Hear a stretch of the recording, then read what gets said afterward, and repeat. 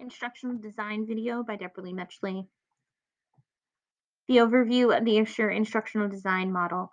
A is for analyze and learner. Get to know your students or the learner that's going to be in the course that you're going to be teaching. S, state the goals and objectives. That's where we're going to determine the objectives for the blended learning course and clearly state what the learner will have learned at the end by the end of the course. S, select methods and media. We're going to choose e-learning tools that are going to be used in the course. They could be Padlet, Socrative, Google Forms, Google Drives, Google Slides. And then we're going to go on to U, and you're going to utilize the media and technology. This is where you have to determine how to best use the e-learning tool as not just a game or something fun, but an actual tool. R, require learner participation.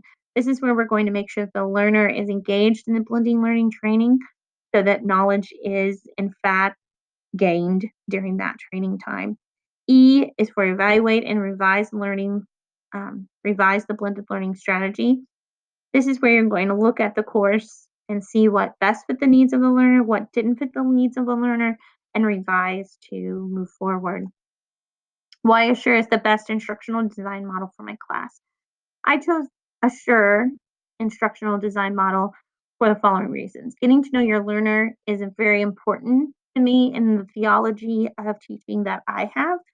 And the aspect of the evaluation and revision allows for the course not to be something that just is made and then thrown to the side and not used.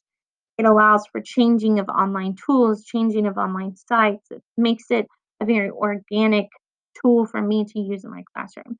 And then the last point would be that standards and objectives are always going to be an important part of education. They're not going to go anywhere. And I like that that was part of this process in making this instructional design model. This model is uniquely suited for me in my learning environment because it hooked me with the language that it used to describe the steps of the model.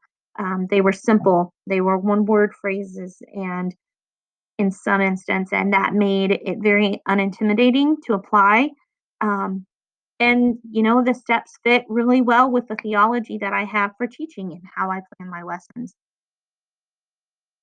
This is some support information for the Assure instructional model design. This article was titled The 6 Tips to Use in Assure Model in Blended Learning.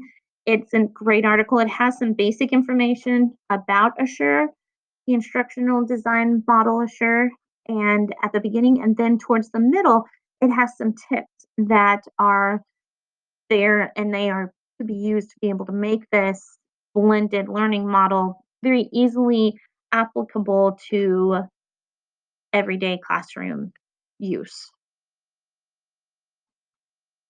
Some digital tools that I could use to integrate into the Assure instructional design are Socrative to give the formative and summative assessments, Padlet to encourage student collaboration and exchanging of ideas, Google Forms to gather some information from the learner at the end to help me to evaluate the course as a whole. Um, of course, the internet to gain information about the learning standards that I'm going to be teaching to my third graders. And then Google Docs, of course, is a great way and an easily shareable tool for creating student-friendly learning standards.